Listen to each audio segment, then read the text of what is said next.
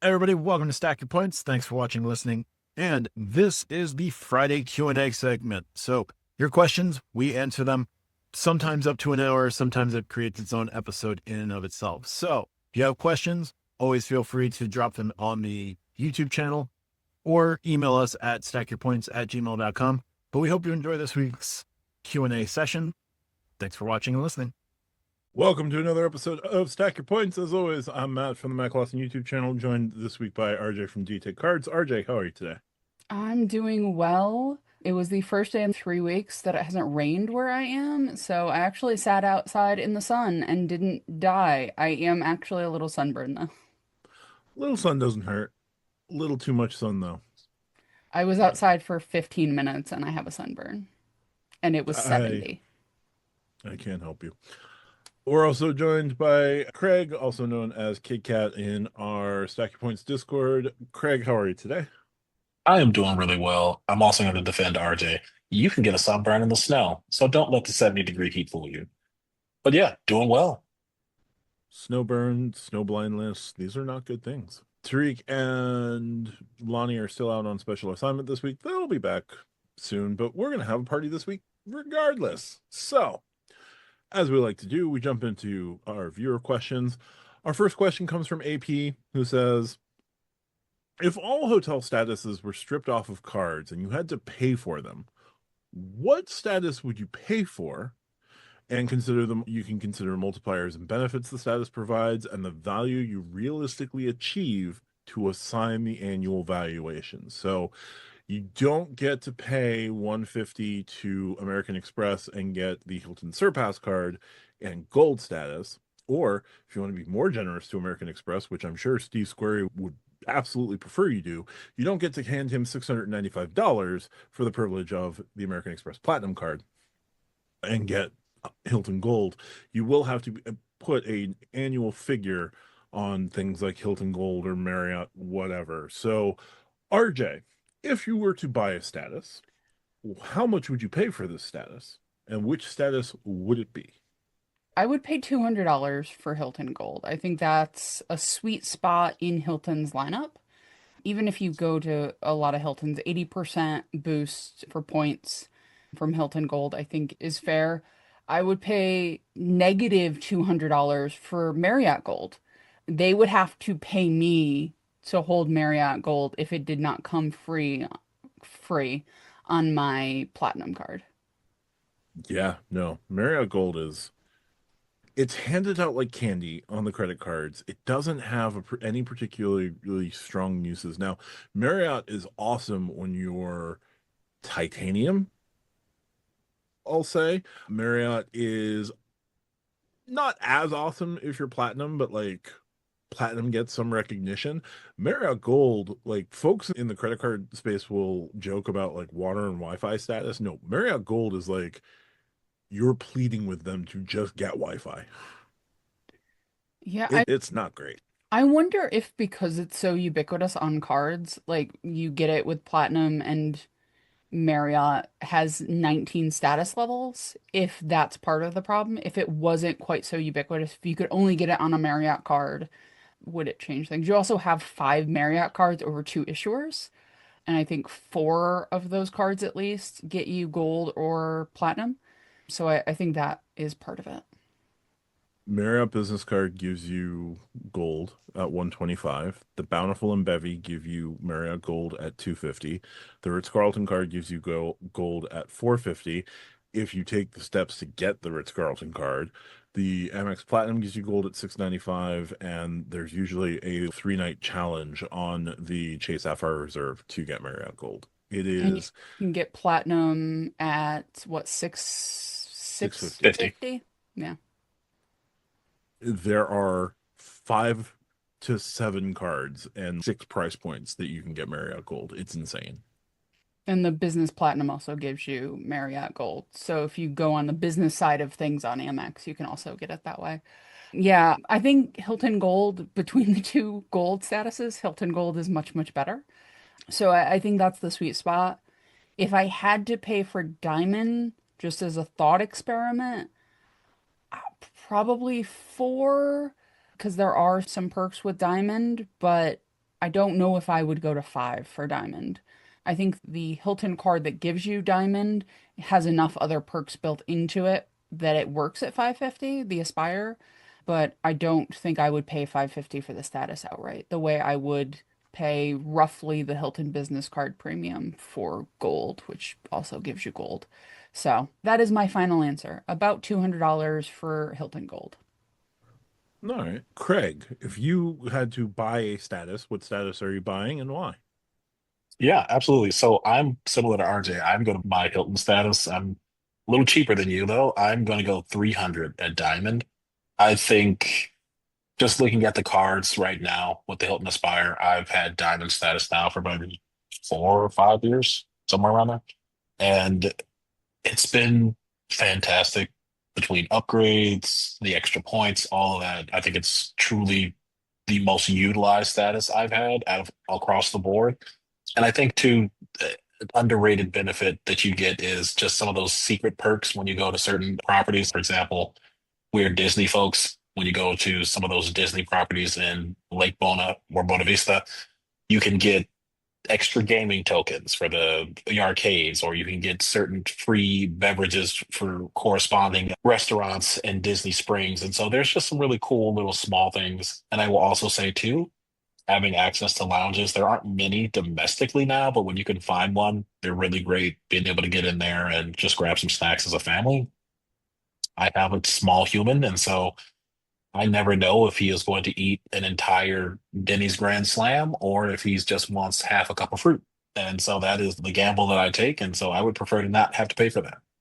I like Marriott Titanium. I think to Matt's point, it is better than Platinum, but also not great. The big draw for me is that 4 p.m. checkout for free. We've been talking about this a little bit in some of the Discord back and forth, but over the last 2 years, I think I've done like 38 or 39 late checkouts, and I've been 100% batting 1,000 there. I, since we can't get it from a card, I won't say that I will pay for Marriott Titanium. For Marriott Platinum, though, I think again about $300. I have the Brilliant. I subtract out $300 from that eating that dining credit because I think that's a one for one. And then for the 25 nights, I give that $50 in value. So we're at $300 there. And then one that I have enjoyed, don't have this status right now, but I think more people would be benefited in having this that we don't necessarily talk about in the community. Wyndham Diamond. Again, I'm going to sing the praises for some of those smaller brands, the Best Western, the Wyndhams. I think Wyndham Diamond at $99 is an absolute steal on the Wyndham Earner business card. And I would still 100% pay $99 for that status. The extra points, Wyndham points are sneakily valuable. You can get anywhere between 1 and 1.2 cents per point just purely off just Wyndham. I also still love that they have a dedicated award chart. Either at most you're paying 30,000 points a night for the Wyndham property, and that could be a super luxurious property. It could be somewhere a little bit more low key, but anywhere between 7,500 and 30,000 is what you know that you will be doing with a Wyndham. And yes, there are some definite stinkers, but I think that Wyndham Diamond status has because less people have it, you are more likely to get upgrades. You're also more likely to get a better kind of luxury experience, even on some non-luxury properties. So yeah, those are the three that I think I pay for. Okay. So, wait, sorry. Hilton Diamond, Marriott Titanium, Wyndham Diamond, Platinum. correct? Wyndham Plat. Oh, sorry. Uh, Marriott Platinum. yeah, because we can't technically you can't get it from the credit cards. There's some parlays that you can do, but that's a whole other episode. That's fair. So, looking at some of the statuses, I wouldn't touch Marriott Gold with a 10-foot pole. Marriott needs, like RJ, Marriott needs to pay me to hold Marriott Gold. Me. So, looking at some other ones, we haven't talked about Hyatt. The problem with Hyatt is Hyatt's best status is the one that everyone wants to go after in terms of Hyatt Globalist. Buying Globalist outright sounds cool in theory, but then you're going to skip out on all the milestone awards on your way to Globalist. So that would very definitely cheapen the overall value. Like you can do the 10 or 20 night challenge, corporate match, or status match, but you're not going to get any of those extra perks. So if there was a way to buy okay, there is a way to buy buy Hyatt Globalist and get the perks. That's just called stay at Hyatt 60 nights a year. So I can't say that one. I think I think I would also try to buy Hilton Diamond. I would probably pay a little bit more just because I would be dissociating from the credit cards. I would be dissociating completely from American Express if I could just buy Hilton Diamond independently. Then you get that 100% match, so you're going to be getting 20x no matter what, and not have it attached to any credit cards, not have it any Hilton credit cards. And now I can book freely with the Sapphire Reserve, or if I got the Autograph Journey or something like that, now I can stack not only UR points, but also Hilton points. And that sounds appealing to me. Now, price for that, RJ said 500, Craig said 300. I would probably pay north of 500 just for the status, just so that I could lock it in. Other statuses, it gets hard when you try because the quick answer is just, oh, what is the credit card associated with it cost? I would just pay that. But like it's not always a one-to-one. I don't know what I would pay for IHG Platinum, although you can pay for that every year 225. So I guess I could just pay 225 every year for IHG Platinum if I wanted to include that. I don't know the choice system well enough to really give a solid answer on choice. I know that you get a really strong option on their $95 card, but I don't know that I'd pay $95 just for the status. I could see Choice Platinum at $100. I think that's relatively fair. And choice is a small enough, like they've got plenty of options. Like it's not a question of the size of the footprint, it's more a question of like how many people are actually elite Yeah. with Yeah. choice. So realistically, relatively cheap statuses for those who would be willing to pay for it make a lot of sense because everybody's going to flock to the Hiltons, the Marriotts, to a lesser extent the IHGs, and definitely the Hyatts to try and pay for Globalist. But Globalist, you really maximize Globalist with all of the milestone awards along the way. So that's what kills Globalist for me.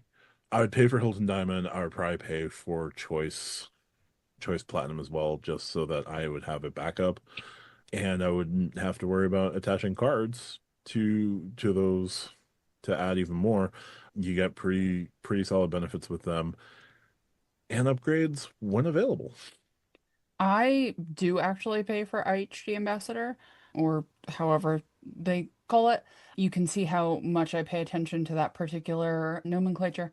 I do pay for it. It comes with a weekend at an Intercontinental. You have to pay for another night. It's not like you can only do one night. You have to do one as a paid, but it's pretty great. I would love others to do something like that, even if it's more than just the status, like you get a night somewhere.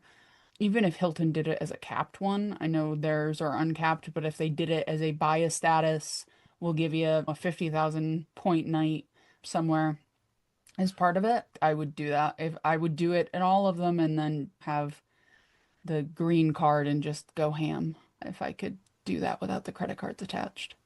I would need that Hilton to be like an 80K night because Yeah. the Hampton that's not far from my partner's house is 70 on the weekends. Ooh, I jeez.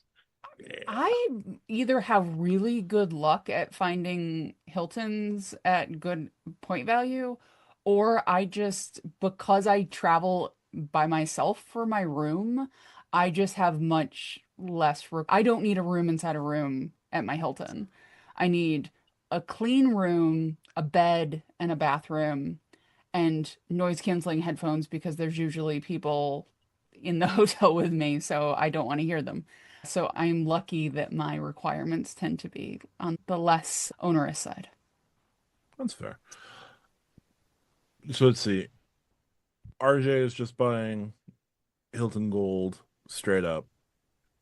Are you also including IHG Platinum with Ambassador every year, or? Yeah, I would Okay. buy both of them, and then I wouldn't have to worry about status. I'm actually thinking of just continuing to buy Ambassador, even if I get the IHG card, which gives me platinum because of that. Like, I'm not a huge That free extra night night. cert person, but an intercontinental free night cert is hard to pass up. It's a little different. Yeah. Craig is Hilton Diamond, Wyndham Diamond, and Marriott Platinum. And I Yep. ended up on Hilton Diamond and either Choice Platinum or IHG Platinum, whichever. But yeah, I think we're all cool with 20x Hilton points per dollar spent every time we do that. Speaking of 20x Hilton points per dollar spent, we're going to move to our next question. It comes from Double Animal Fries. Hey, I'm getting better at transitions. They say, I like that most, if not all of you, are ideally not depleting your point balances all the way to 0/near zero. So my assumption is that occasionally you're paying cash for a trip, even though you technically might have the points to cover it. How do you go about making the decision to use points versus cash in that scenario? Craig, I'll go to you first. Absolutely. So thinking about the different ecosystems I'm in, I'm going to put work travel aside because I don't pay for that. Thinking about flights, we have in our house a 750 per person rule. So if it is 750 or less for a flight round trip, I'm probably going to pay cash for that. I don't care what the cent per point value is. If it is just me and player two, we're $1,500 is the limit. After 1,500, we're looking for points. Now, if there are three of us, that goes down to 500 per ticket. $1,500 right now is about where we feel comfortable saying, "Hey, I don't care. I will just pay cash." And anything beyond that, I'm going to look for points. Again, for flights, if it is over 4 hours, I'm probably looking to hopefully get a larger seat. I am a big man. And if not, we will work with it from there. Hotels, I will say it depends, right? So very rarely do we get all the way down to zero. And if we do get down to zero, it's because we have depleted one of the ecosystems. We bounce back and forth between Hilton and Marriott. And so it gives us a chance to build up before we try to go back and forth. My nightly limit for a price point is $300. But if it is more than $1,000 for the stay, we're looking at points, right? If I'm going to be somewhere 5 days and it's $300 a night, 1,500, we're probably going to book for points. I will look for points, but for the most part, I try to keep any major family travel below that kind of $3,000 mark. Now, granted, we aren't taking a bunch of $3,000 trips thinking like, oh man, Greg's out here spending 40, 50 grand a year on travel. I am not, let me assure you. But I think that when we talk about when do you decide to pay cash, I think it is unrealistic. And I'll say this, I travel enough that it is unrealistic for me as a normal person. When I say normal person, I don't have a large YouTube channel. I do not get a ton of referrals. I think in the last 4 years, I've gotten three referrals that weren't from my wife. People pay cash for travel, and that is okay. This misnomer that you must use points for every bit of travel that you use is one of the sore points for me in the overarching credit card community. And granted, I realize there are people that only take 1 to 2 trips a year. If you can swing that, by all means. That is not how me and my wife travel, just based on work. And so we're taking a lot of smaller trips. We may have some 4 or 5 day trips, but for the most part, we can afford based purely on points to do that. And so it's just a good way to help cushion some of that nest egg. And for us, again, we're fortunate. I want to say that to say that we can afford to travel with cash. Maybe not as much as I'd like to, but more than I used to be able to. And so that's still just nice to do. And I think that as a credit card community, we should really be getting away from just telling people that you should never pay cash for a flight or for a hotel ever again. That's just unrealistic for 90% of the people that are going to participate in the credit card game. So, Oh yeah, yeah. absolutely. To that end, like I relatively cheap nights at a hotel. are just better spent paying cash, especially if you're building on your status with that hotel. If you have Hilton Diamond, it doesn't make sense to really book a Hampton Inn, Hilton Garden Inn, some of the lower end properties with points when you could be building up 20x on a $200 stay and get the 20 or 34x per dollar on that, and then whatever else you have to do at that particular hotel, and let that build for your more aspirational trip, like those $1,000 hotels for 3 or 4 nights at 250 a night. So let's say it's 500 a night, right? And you've got the points to cover a $500 a night hotel or room within a room, and you're going to get that upgrade that was 500 that gets turned into the $1,200 a night suite. Building your points balance in order to do that by paying cash from time, to me, makes all the sense in the world. You're going to use your Hilton card. My Hilton bonuses are only like 18 times points per night, but points per dollar. But I'm also only Hilton Silver. I'm only holding the no annual fee card. I haven't gone up to the Surpass. I haven't gotten the Aspire, so I'm not raking in the big points. But I'm still like consciously building up that Hilton balance by paying cash on nights where it makes more sense to pay cash. I have lost all faith in Marriott points at this point. If I'm booking a Marriott, I'm just like booking straight cash and then figuring out how I'm going to burn my points over time with Marriott, but I don't transfer in or anything like that. So Marriott, if I'm staying at a Marriott, I am most likely paying cash, and I am keeping my Marriott options to a point where like I'm comfortable paying the cash to do that. Yeah. The other thing I might do with Marriott is mix points and cash, or make sure that I'm getting a really solid like top cash back offer or Rakuten or something like that, where I'm getting an extra little bit of cash back based off of my spend there. Airlines, like I'm trying to do things relatively cheaply on airlines, but if you're going to do those aspirational flights, set aside your points for the aspirational flights. Try to burn those there, in my opinion. Did I book 2 one-way flights on JetBlue for 16,100 points and save 1,610 points each way? Yes. Could I have just paid cash? Yes, but I didn't want to. So like sometimes just booking the trip on points, you're going to do that. But as long as your points balance is in a place where you're comfortable doing that, you're fine. But if you're getting down near zero, or you're starting to empty it, or you're at a place where you're thinking, oh no, I've got to start rebuilding here, that's when you'll make the conscious choice of, I don't need to stay at the Conrad for cash. I'm not going to stay at the Conrad for cash, even though I would make so many points doing that. You're gonna like downgrade down a couple ways to like the DoubleTree, and you're gonna bank your 34 times points at the DoubleTree. Still have a relatively pleasant experience. Get your cookie at the front desk, and move on, so that the next time you go on that particular trip, you can go use points at the Conrad. Also, I'm going to say this about Marriott points. There are still some sweet spots. However, if you are not going off to some far off, wonderful, magical place, you are not hitting them if they are not the utmost of busy time for these hotels. It is really hard to get past 1.1 cent per point, or really at this point, 1.9 cent per point for a Marriott. And if that's where you're comfortable going for it, by all means. But I looked at a suite for the JW Marriott in Chicago. It was 274,000 points for a singular night for a junior suite that was $400. Like, in what world does that possibly even slightly make sense? And people love to bag on the value of Hilton points. I know for a fact, no matter what the cost or the value is, I'm not paying more than now 110,000 points to stay at a Waldorf Astoria. And it really does grind my gears for Marriott. I love checking out late, but I just can't justify telling somebody to ever, in the slightest idea, transfer points to Marriott or look to earn a massive Marriott points.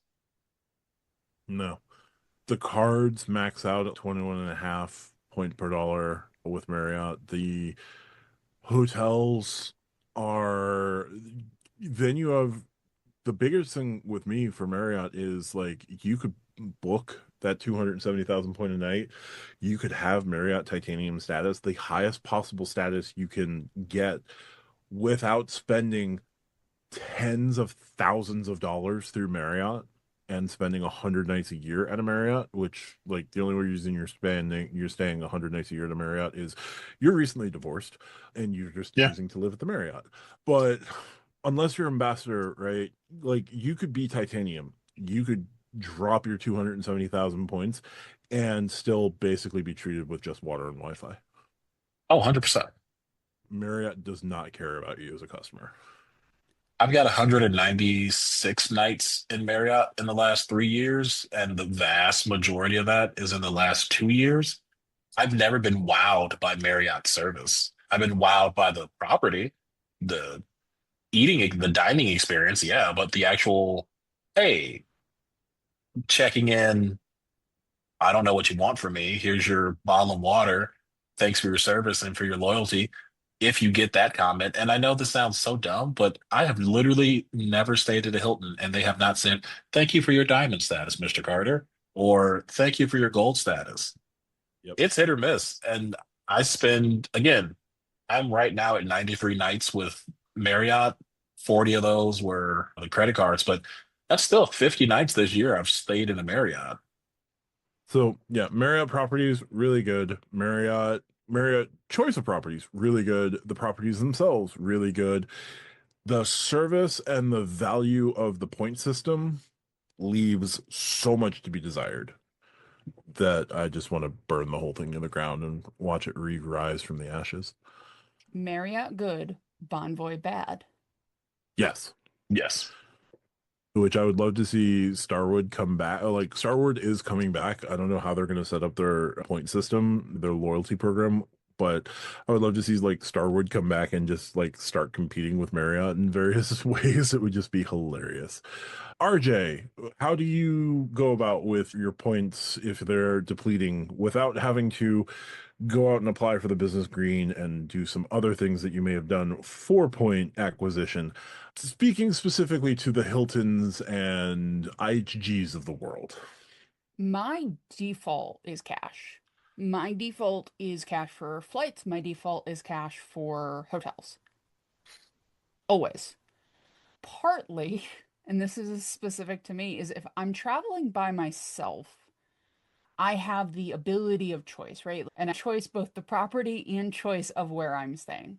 Where I am traveling, even if I'm going down by New York City or New Jersey or Boston or anywhere in the Northeast, those are cities with a lot of hotels in them, right? They've got a lot of Hiltons, they've got a lot of IHGs, they've got a lot of choice hotels in them.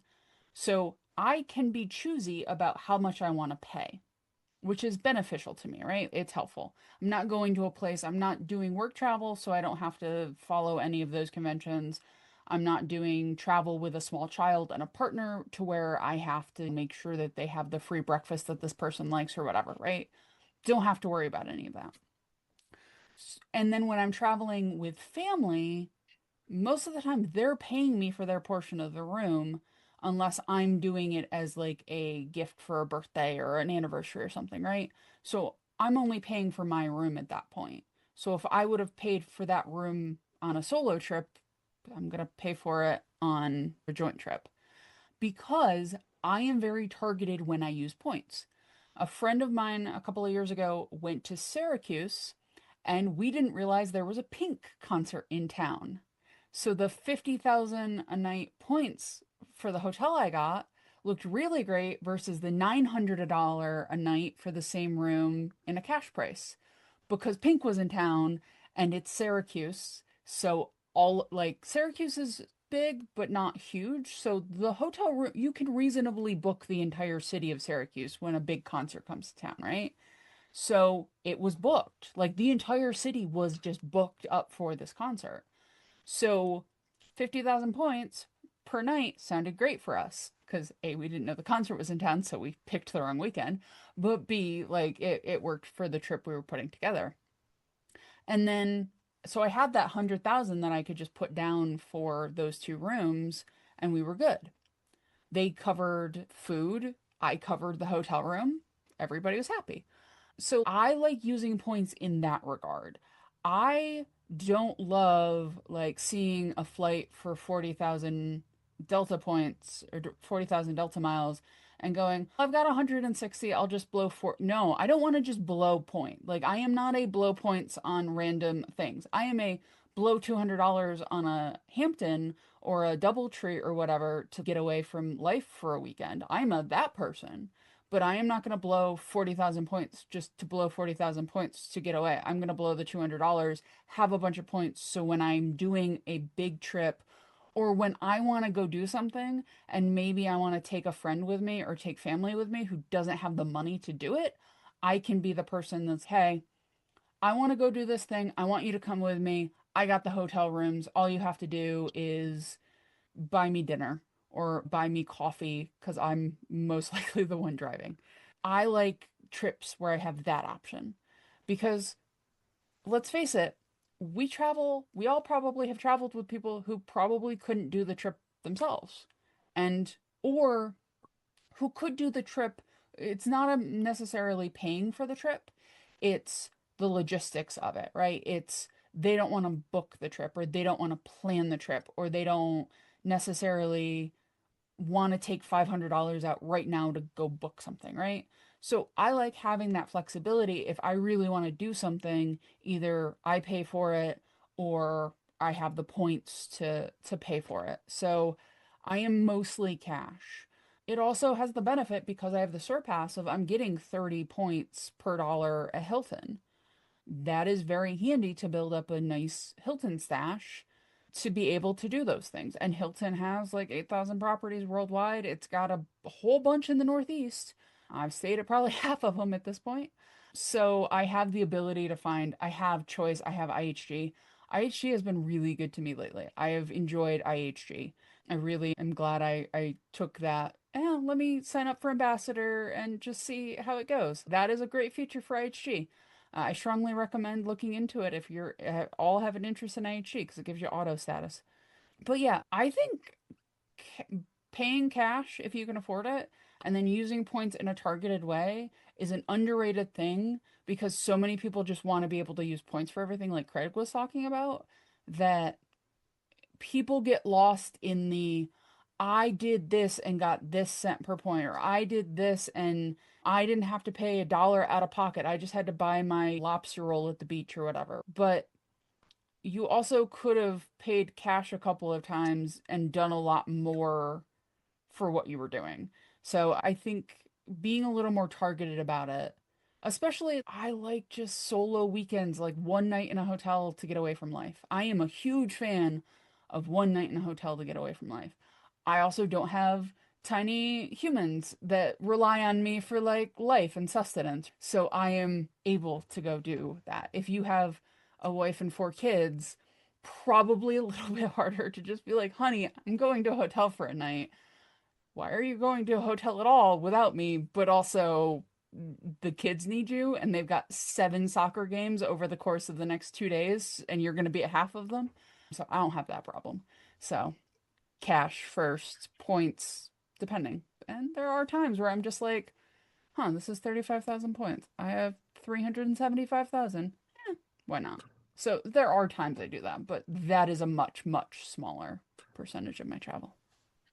Understandable. Also, as an aside, in 2008, I thought that I was going to marry Pink, and I was really hurt to find out she was married to Carrie Hart. Just put that out there.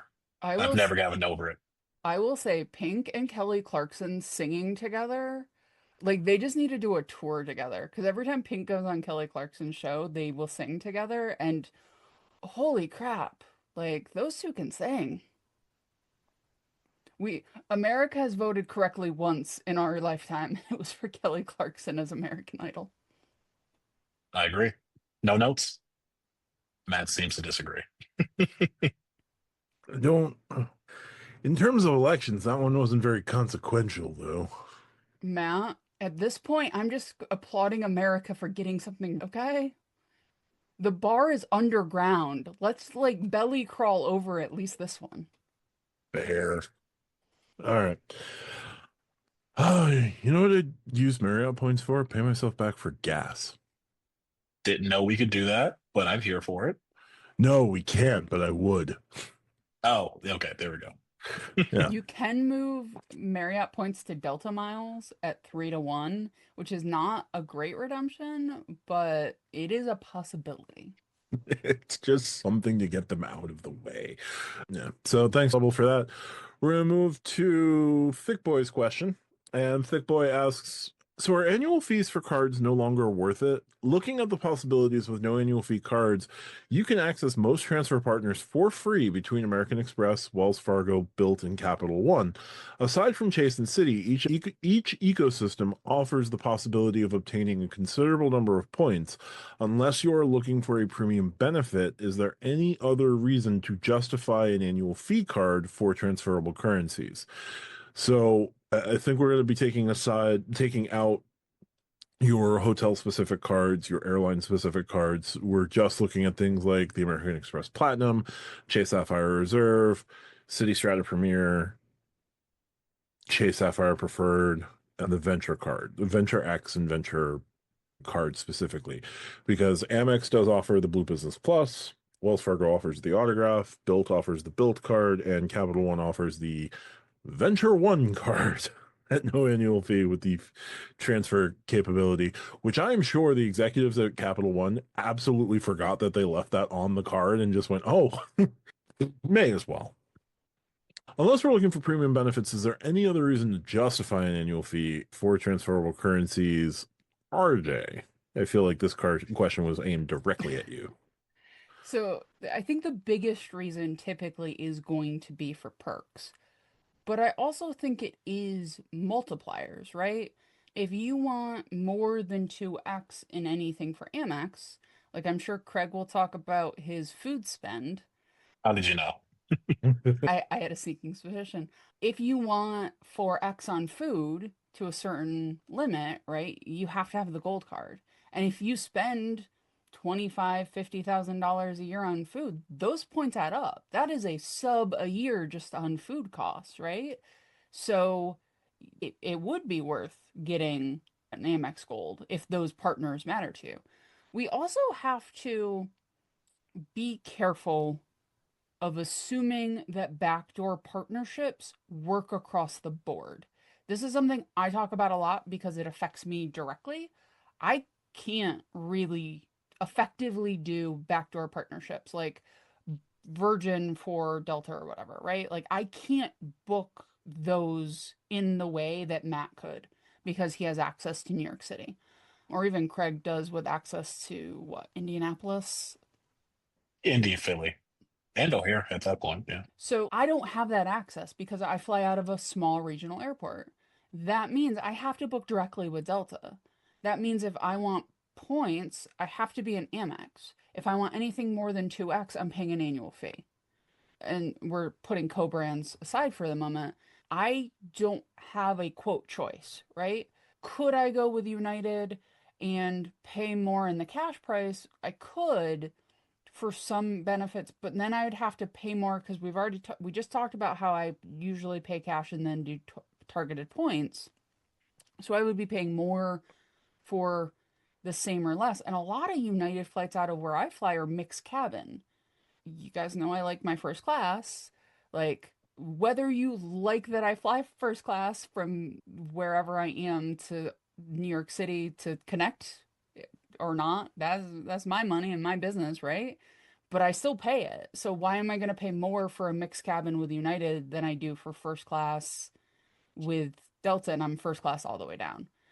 So for me, I have a very specific situation, but a decent amount of Americans aren't near a major metro thing. A lot of the Midwest is not near a major airport. They're near major-ish, regional-ish airports, right? Like that sort of borderline between regional and major. Unless they're going to drive 3 hours to Chicago or to wherever, but then you've got to factor in that 3 hour trip into your overall calculations, right? So I think that it really is going to depend on who you are and how you're spending if the annual fees are worth it. If you can make Wells Fargo work or have the Bilt card and can just put the spend through it to get those points, then yeah, annual fees might not be a requirement for you. But I think we have to take a step back for sort of generalizations of annual card fees just aren't worth it for most people.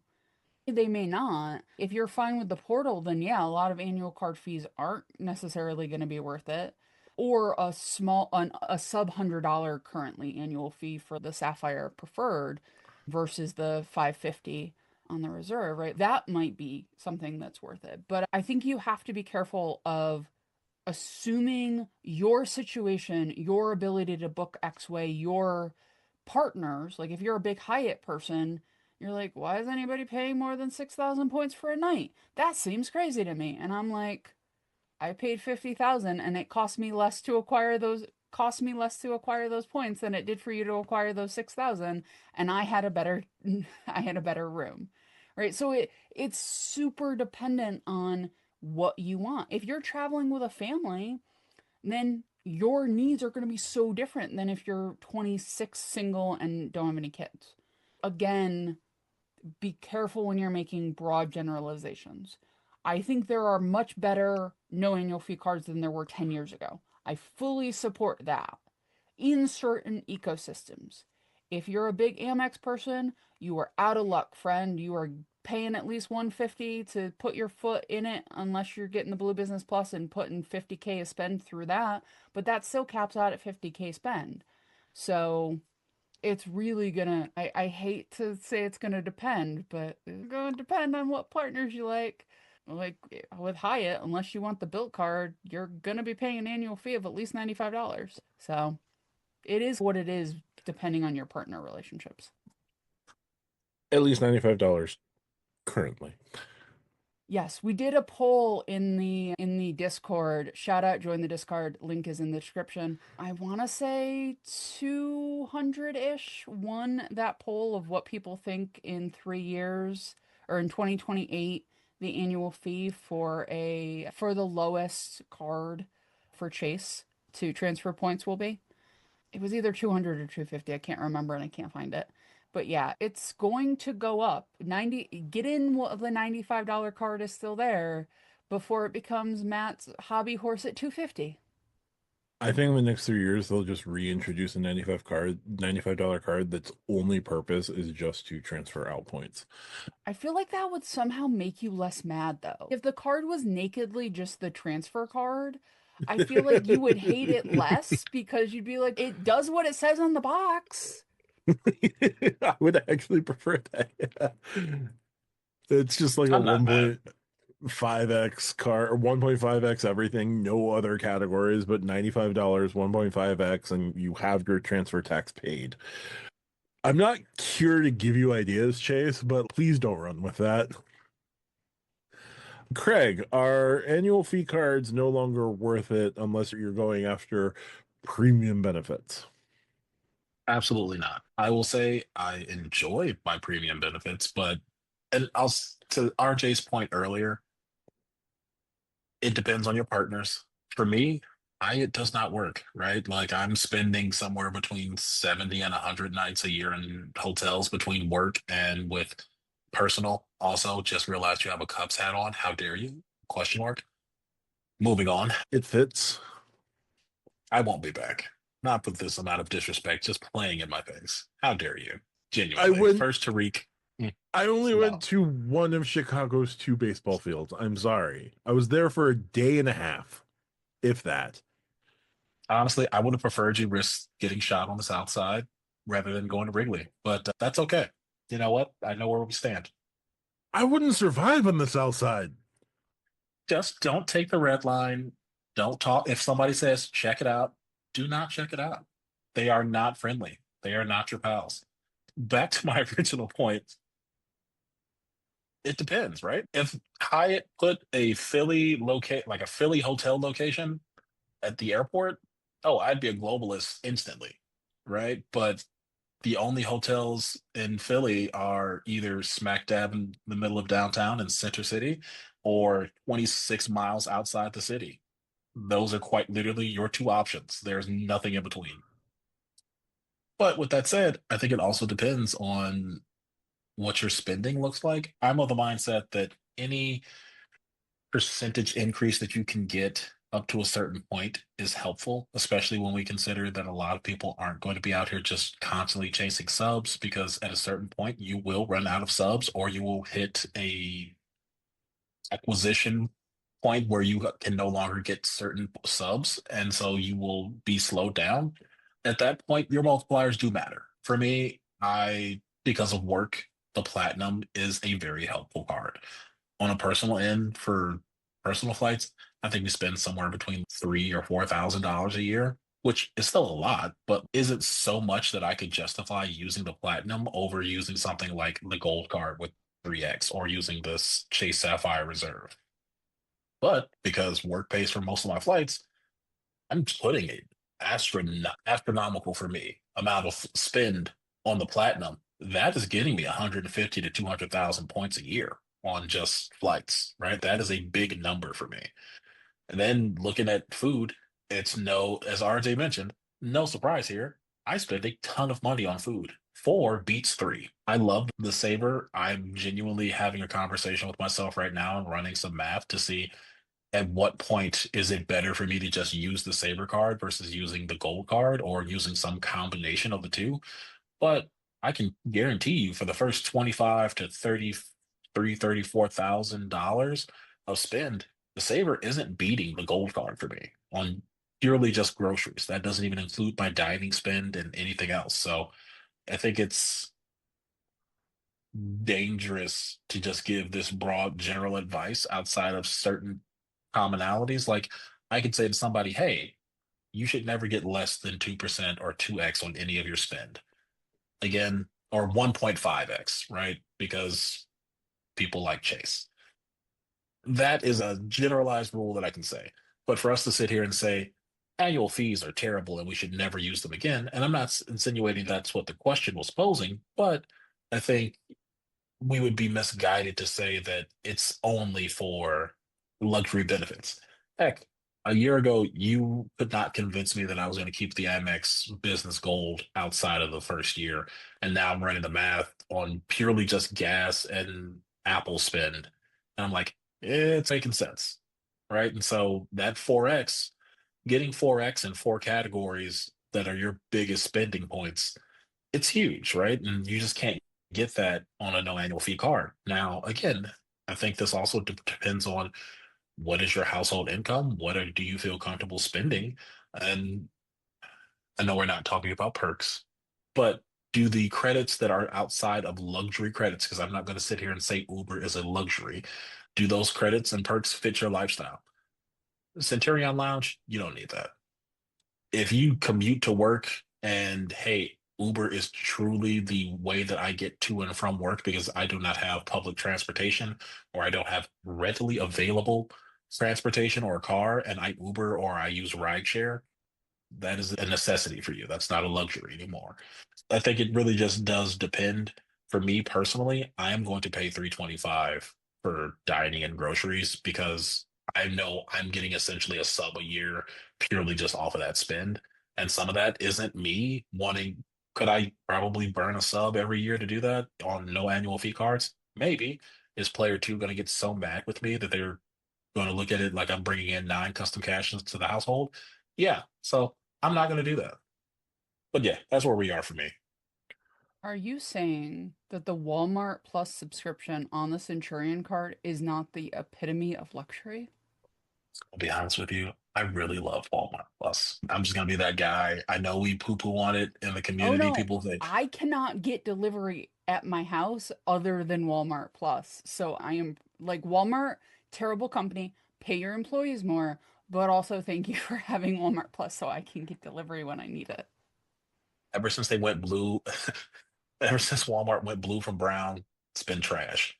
Bring back brown Walmarts and everything will be great. The Walton family, I will reserve my words for you.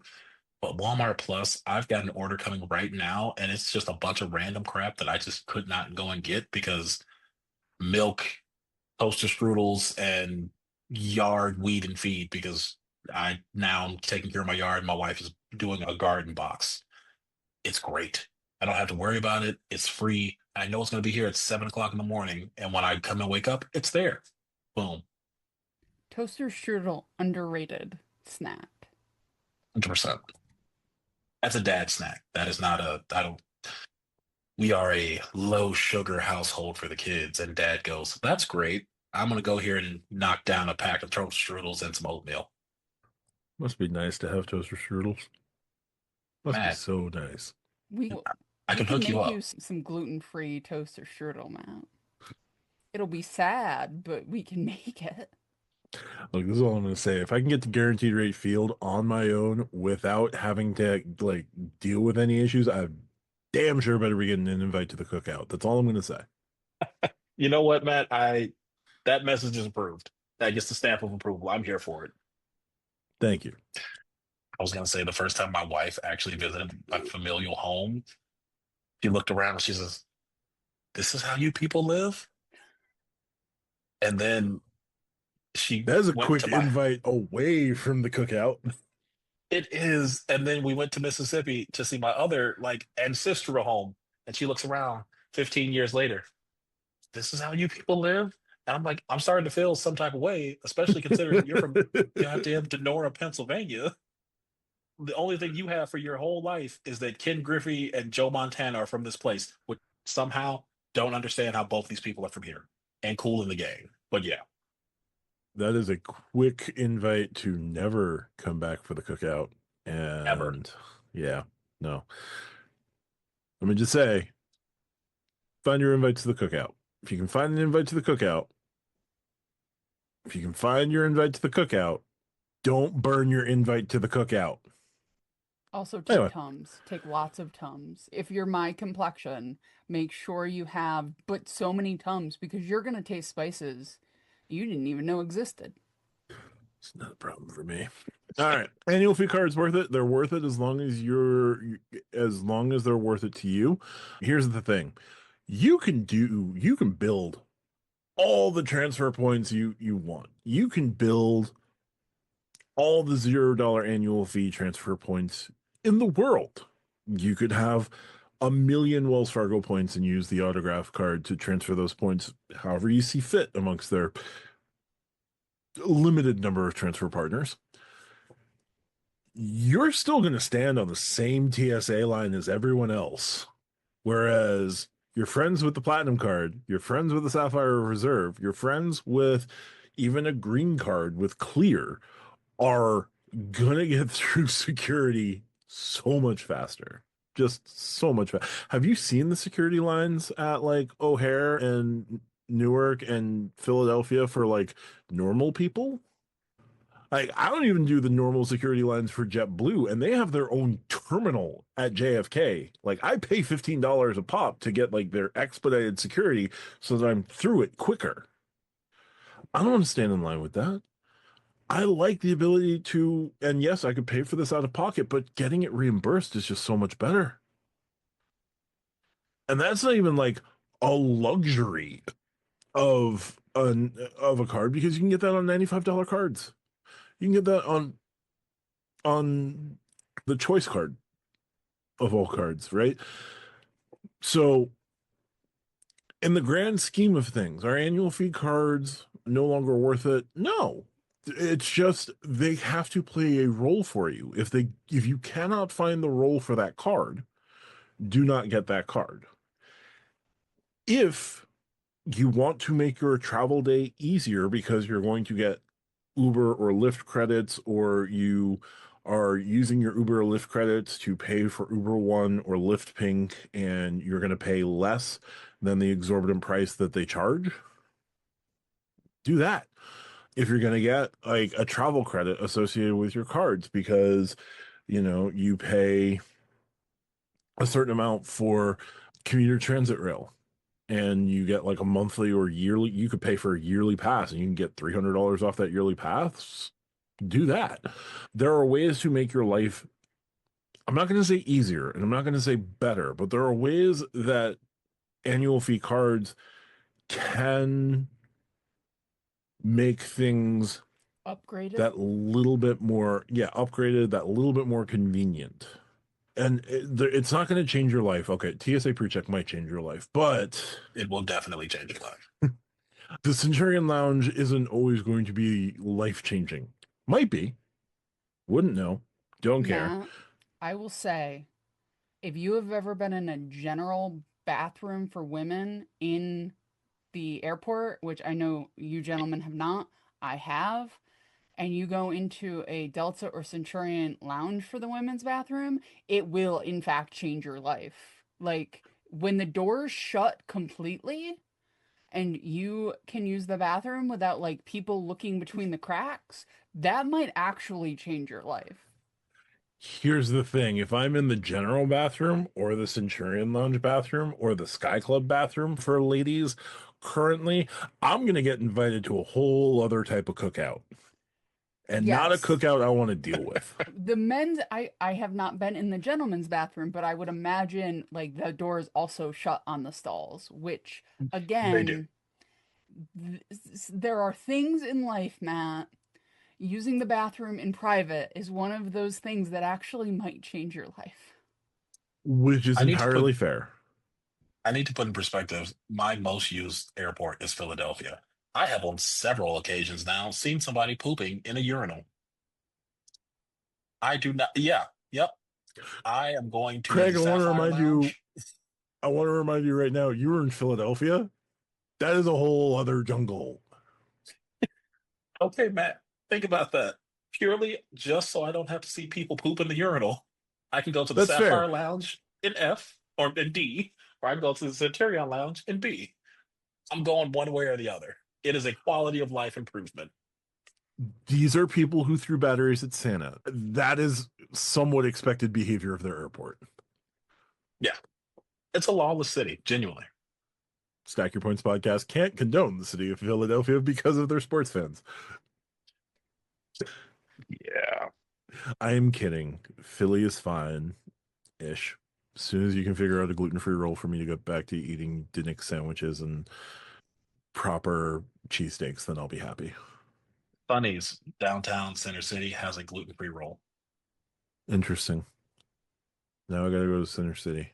Stack Your Points will be filming in Philadelphia later this summer. I did find gluten free stuffed pizza in Chicago. It was quite expensive, but I didn't Okay, die, so but it was what worth it. style was it? Was it like actual Chicago pizza or was it like a Neapolitan? Like, Matt, I am a New Oh, it was Yorker. pizza couch. It was casserole. Okay. Can I just let you all in on a secret? We don't eat that. No, that's fine. I understand that tavern style pizza is the more approachable style of pizza. I get it. I was in Chicago. I decided that 6 pounds of gluten-free dough and cheese was a good idea. It was more the novelty than anything. It wasn't like a I have to do this. It was like a oh, this is available. Let me try this. Let me just say, wasn't terrible. I could have it shipped to my house. I was more looking forward to a gluten-free calzone, but I wasn't able to succeed that mission. So just settled for the next best thing. Italian beef on their gluten-free focaccia bread and a whole pizza casserole. If you enjoy pizza, just know that Chicago, we are a diverse city. So we have Italian Fiesta, which is a Italian and Mexican get together in black neighborhoods. It is the best pizza that you will ever eat. And you get it with a gallon of RC Cola, not a 2 liter. I knew what I said. It's a full gallon. They just give it to you. It's quite literally the best pizza you will ever have. Is Chicago the For reason that RC is still around? It 100% is. I've quite literally never seen anyone outside of Chicago willingly drink RC Cola. for the younger viewers, go look up Jon Stewart, New York versus Chicago Pizza. It is perhaps his greatest acting role in the history of his career. Both, though the faculty is also really good. That is an underrated horror movie. But go look up Jon Stewart, New York versus Chicago Pizza. It is truly one of the greatest bits that he ever did on his original Daily Show run. And you put the sauce not underneath the cheese, but on top of the cheese, like a naked. We're not going to go there. I didn't expect this is where Truly, we were going, but I love it. truly one of the best bits. But we have a Midwesterner and two New Yorkers, so pizza had to come up at some point. Fair. Again, I'm also looking for a New York style slice. Y'all know what I mean by New York style slice. The Yep. one that's about the size of my head and Craig's put together. I'm looking for that gluten free and foldable. Till I can find that, pizza's still dead to me. Going back to the question at hand, annual fees, they're worth what you're willing to pay for them. And you just need to take that into account. I do think you can get pretty far with an all no annual fee setup, but you're going to make your travel day miserable with TSA. Yep. So We told this to Tariq. You can also just pay for TSA. you can, yes. That's another 85. There's at least $85 out of pocket. You definitely can. There's nothing against that. You just have to take that into account. Dear viewer, if you do not have a card that gives you TSA pre-check, I am begging you, get TSA pre-check as long as you don't have any sort of criminal history. And I only say that because I know a couple of people who thought that things were no longer on their record until they did TSA pre-check. And you'd be amazed what they find when they do your background checks. So just know those things in college may crop up. I went to college with somebody who I said, huh, are you sure you want to do pre-check? They're going to run a background check. Oh no, they threw that out. It doesn't matter. Hmm. Guess what? They had some questions. Apparently It mattered. streaking through campus apparently comes back to bite you. You know what's really interesting? We have what's called a boulder run in my undergrad, and you were encouraged to run naked through campus to a big rock A lot on of several schools occasions. have run naked through campus, and that apparently does not cause any issues with like local law enforcement, but peeing at a bush will put you on certain registries. Does not make sense. I long for the days at Veterans Stadium where folks would throw hefty credit cards that had TSA pre-check at you from the top of the stadium. It rained Centurion. Don't give Philadelphians ideas. Bold if you would assume the Philadelphians have enough money to have Centurions. I'm sure Jalen Hurts has a Centurion card. He'll just start throwing that instead of the football. What are you talking about? They're going to tape a battery to the back of their custom cash and huck it at you. Exactly. Stacking Points podcast does not condone using your city custom cash as a weapon, but if in Philadelphia and it's your only means, have at it, friend. Honestly, I'm seeing a lot of credit ones with Duracell batteries. See, that's south on 100%. Passyunk. Think if you took a sock and put all of our collective credit cards that we have closed in the past year in that sock, it could be a weapon. Probably. Yeah, genuinely. All right, so there we go. Thanks, Thick Boy, for that question. We're going to close on a bit of a fun one, even though we turned that one into some very good fun. Our last question comes from Double Animal Fries. So Double is the double question asker this week. I don't know. Anyway, Double asks your favorite Futurama character and why. And I really hope we don't all pick Bender. But RJ, your favorite Futurama character and why? I'm gonna give you three because Oh, thank God. I can't. It's like a bag of chips. You can't have just one. This is not ordered, but I think Nibbler became really like just it's a cool concept for a character, right? Like the being, and then he's just also a pet. That's just he's fun. Tarangalila, just because she is one of the focuses, and I think her story of being a mutant and like that sort of path versus her being the only one left on her planet or whatever. I think they did that really well, right? Sure, she grows, like all of the characters grow except for Bender, but she grows in a way that like I really enjoyed watching. And then the last one I think is the devil, the robot devil.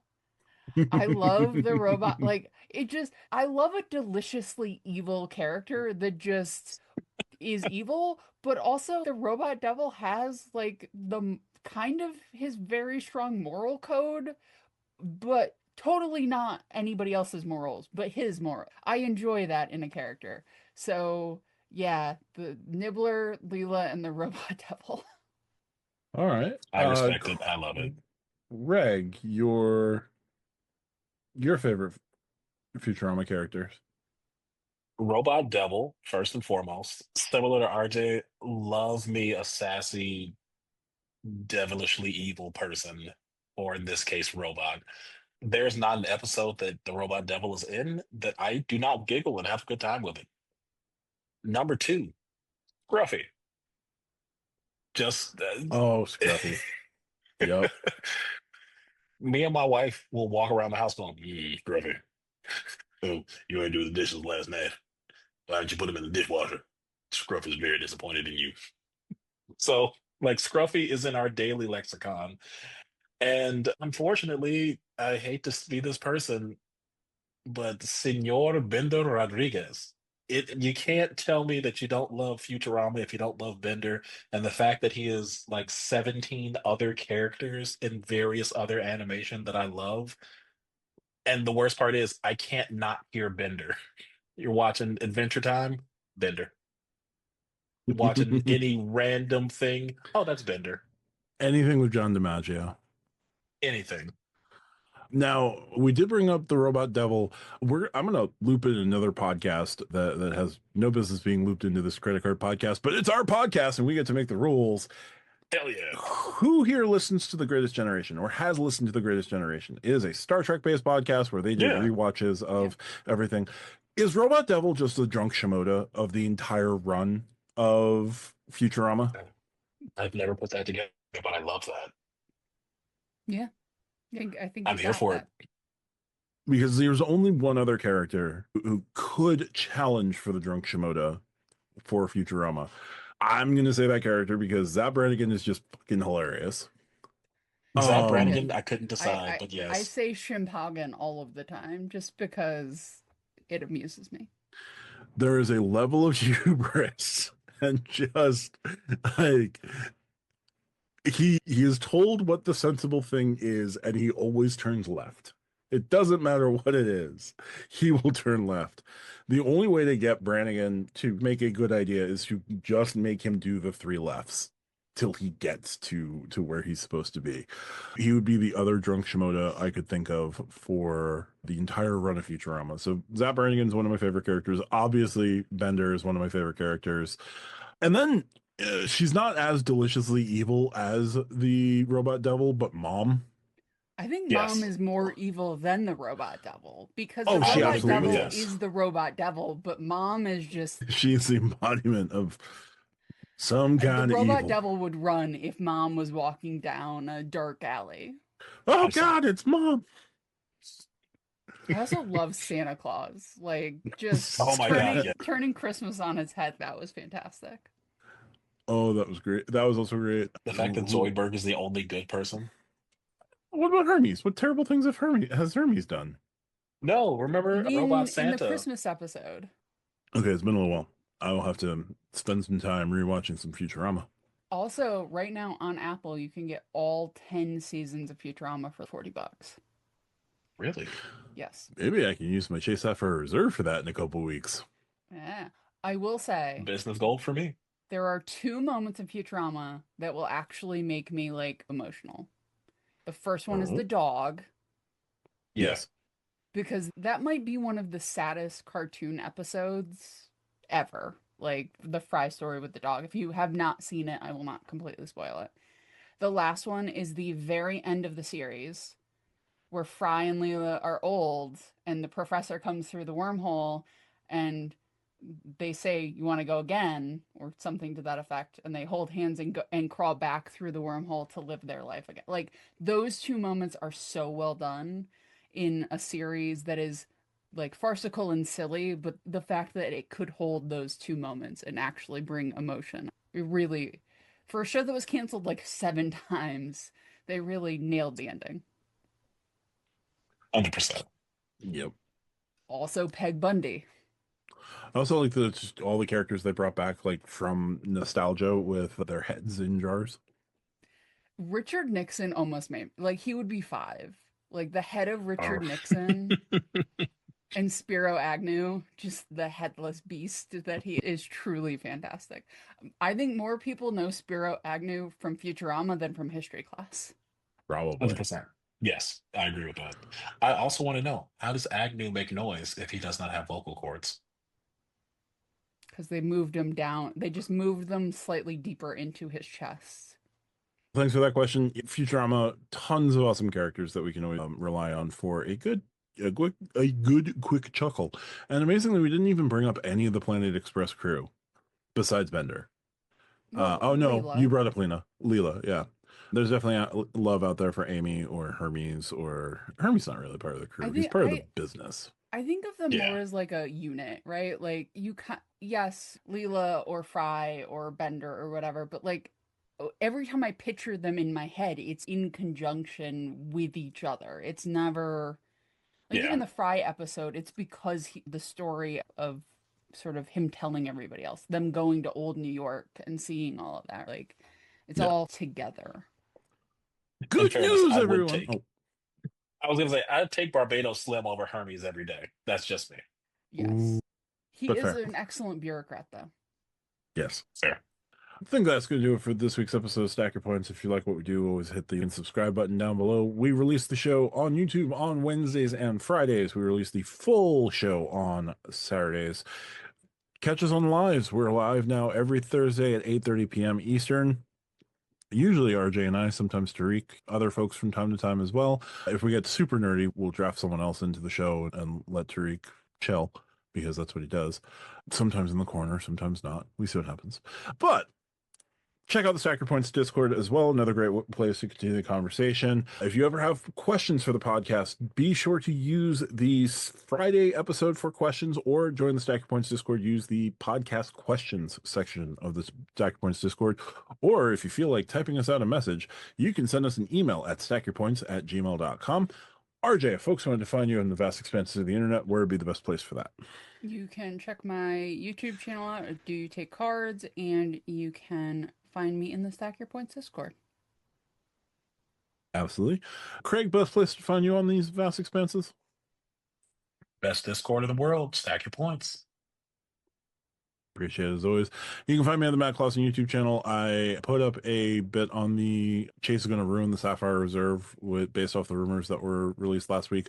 That video is quickly approaching 5,000 views, so that would be cool to hit that one. I haven't hit 5,000, I think, in a long time or ever, so that would be cool.